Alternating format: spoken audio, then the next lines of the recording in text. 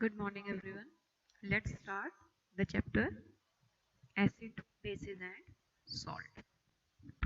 This is our another topic, electrical conductivity of aqueous solution of acid and base. In the previous session, we have discussed about the chemical properties of acid and base. Here we will discuss some important properties of acid and base, in which one important property is electrical conductivity. Can you see here? Here is written aqueous solution. As you know about it, that aqueous solution means a solution in which the substance is dissolved in water. So any solution in which water is used as a solvent, that is known as aqueous solution. Means किसी भी चीज को जब आप पानी में मिलाते हो तो वो क्या बनता है? Aqueous solution. So this one is the setup in which beaker is there, a rubber cork is there, two nails are placed in the rubber cork, dilute HCl means HCl को water में mix किया गया, and there is a connection making a circuit with the help of battery and a bulb. The same setup is here, only the difference is that we have taken glucose solution. So in one we have taken HCl aqueous solution, dilute HCl, and in another one we have taken glucose solution. What we observe? We observe that the bulb will glow here, but in this case the bulb will not glow. So it is the observation that bulb will glow when HCl solution is there, whereas the bulb will not glow in the glucose solution. The simple meaning is that in the dilute HCl solution the current can pass, whereas in the glucose solution the current cannot pass, because the switch is there, battery is there. When the switch will be on, then the current has to pass from one to another. But here, when the current has to pass from one to another, in between in between dilute HCl is there, which can pass the current, but glucose cannot pass the current. We will discuss the conclusion. This is only our observation that bulb glow in this case but will not glow in this one case. Aqueous solution of acid and bases can conduct electricity, whereas glucose solution and alcohol cannot. We will discuss about it. Here we want to know that what the acid and bases contain, that they behave like that. So what is common in acid and bases? As you can see in the example, these are the acids HCl, H2SO4, HNO3. When they split, then ions are formed. One is positive ion, another is negative ion. Positive ion, negative ion. Positive ion, negative ion. Can you observe that in all the acids, the positive ion is hydrogen ion? This is the common thing. It means if they behave like same, then it is due to the presence of this common ion, because this one ion is different in all. हर एक में जो positive ion है वो hydrogen ion है. The same in the case of base. The basic property is due to the presence of these ions because this is common. This is known as hydrogen ion, which is known as positive ion, and this one is known as hydroxide ion. This is the negative ion. So here we can understand that all the acids, they behave like that due to the presence of hydrogen ion in them. All the bases, their behavior is due to the presence of hydroxide ion in them. Another activity, and this activity will show a conclusion of the previous one activity. Acid and bases show their properties in aqueous solution. In this activity, what happened? That when we add sulfuric acid into sodium chloride, then it gives sodium sulfate and HCl, and this HCl is in the form of gas. A gas is formed, that is the HCl gas.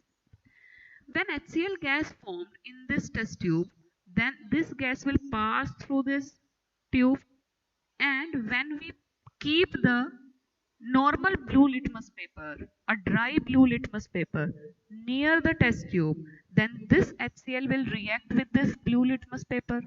But HCl, as it is an acid, it should convert the blue paper, litmus paper, into red. But it is very shocking that this kind of observation will not observed here. Means ये जो blue litmus paper है ये red होता ही नहीं है, जबकि HCl तो एक एसिडिक कंपोनेंट है. Again we try to do the same activity, but here we keep a moist litmus paper. Moist means थोड़ा सा गीला है litmus paper blue. As soon as the gas react with the blue litmus paper, moist litmus paper, it turn it into red. यहाँ पे भी dry HCl gas थी. There is also dry HCl gas. In this condition, no water is present in the blue litmus paper. No change observed. But in this condition, moist litmus paper, water is present in the litmus paper, and the HCl gas change the color of blue litmus paper to red. It means water play a very important role in the acidic behavior of any acid, and the same in the case of base. So dry HCl cannot behave like acid, but here when this dry HCl combined with the water of the moist litmus paper, then it behave like an acid. So now we will discuss that what water does. Water क्या करता है? You can see here dry HCl gas, normal blue litmus paper, no ionization. What do you mean by ionization? Ionization means HCl gas का different ions में split हो जाना. So dry HCl gas without water की presence के ions में convert नहीं हो सकती. Until then it do not ionize, it cannot free its hydrogen ion. Hydrogen ions cannot free. Until then the hydrogen ions cannot free. The HCl cannot behave its acidic or cannot show its acidic property, its acidic nature.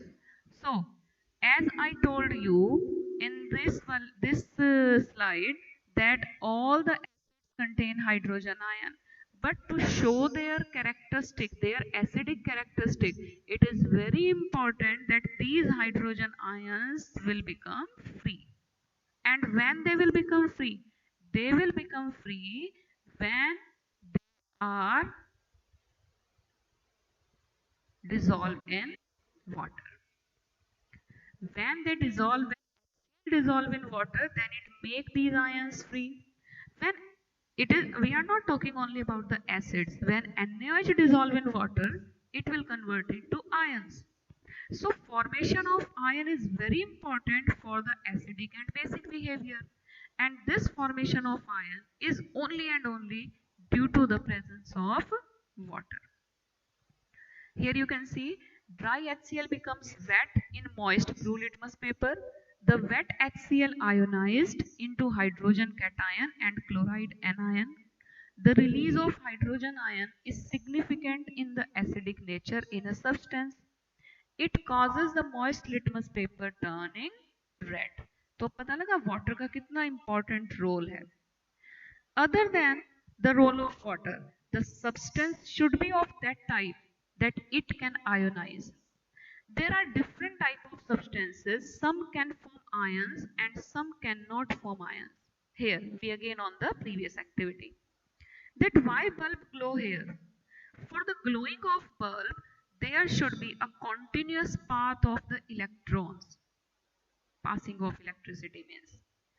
And this continuous path will be provided by the dilute HCl, because now we know that HCl when in the aqueous solution form it convert into hydrogen ion and chloride ion. So the hydrogen ions are present here, and these hydrogen ions can easily pass the current from one nail to another nail through this dilute HCl solution. So in this case glucose solution,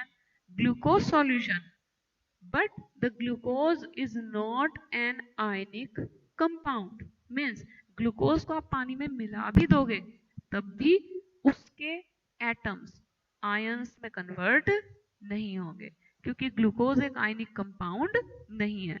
Glucose do not contain positive ion and negative ion, and because the current which is passing from one nail to another nail, it do not contain any ion in between it, so that's why it cannot pass the electricity through it. So from this activity, now it is clear that why only in the dilute HCl a bulb can glow, whereas the bulb cannot glow in the glucose solution, because it can easily ionize and pass the current and make this path complete.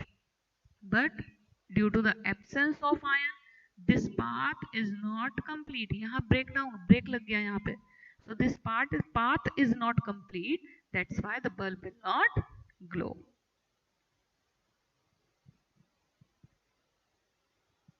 I think it is clear to all of you that what is the role of water. Water is very important for that. Now, this activity concludes that hydrogen ion from HCl are produced in the presence of water only. Hydrogen ion कब produce हुए HCl में से? सिर्फ water की presence में. अब ये water की प्रेजेंस में जो हाइड्रोजन आयंस प्रोड्यूस्ड हुए, they will present in the water. Means when we add HCl in the water, then hydrogen ions which will become free, hydrogen and chloride ion, these ions will present in the water. But how these hydrogen ions are present in the water, it is a very big question. Hydrogen ions, they cannot exist alone. They always exist after combining with water molecules and must always be shown as H plus aqueous or H3O plus, means hydronium ion. You can see here hydrogen ion, those are present in the water molecule. They combined with this water molecule and form H3O plus, means hydronium ion. So you can write the hydrogen ion like this, hydronium ion, or this hydrochloric acid when mixed with water, they form this hydronium ion and chloride ion. Means in the aqueous solution of HCl, now two type of ions are present. One is chloride ion and one is hydronium ion. So when H present in water, it can be written as H plus aqueous, AQ means aqueous, and it can be written as H3O means hydronium ion. So how these hydrogen ions are present in water? They are present in the form of hydronium ion. And the same in the case of bases. When NaOH dissolve in water, it forms sodium Na aqueous ion and OH aqueous ion. So bases generate hydroxide ion, OH aqueous ion in water. But all bases cannot be dissolved in water. As we are saying that acids can be dissolved in water and they convert into the ions, which is important for their basic behavior. But all bases cannot be dissolved in water. Those bases which are soluble in water, those are known as alkalis. You have discussed it in your 7th class also. But it's okay if you don't remember it. So what are alkalis? These are the bases which are soluble in water. So bases तो बहुत सारे हैं, but सिर्फ वो bases जो water में dissolve हो जाएंगे, those are known as alkalis. Now if I say here that all the alkalis are bases, but all bases are not alkali. Base तो बहुत सारे हैं, पर सब dissolve नहीं होते, लेकिन वो base जो dissolve हो जाते हैं, those are known as alkalis. Now, why reaction between acid and base is a neutralization reaction? It is very important to discuss here. As from the acid, hydrogen ion will come. From the base, hydroxide ion will come, which are important for their behavior. When these combine together, then they form water. And it neutralizes the effect of this one, and this neutralizes the effect of this one. So finally, a salt and water will form, and that's why the water will form in the neutralization reaction. Here, dilution of an acid or base. Dilution of an acid or base means Here, as we have discussed about the neutralization reaction, that why neutralization reaction is known as neutralization, because it neutralizes the effect of one another. So in the next session, we will discuss about the another properties of these acids and bases. Till then, goodbye and be happy.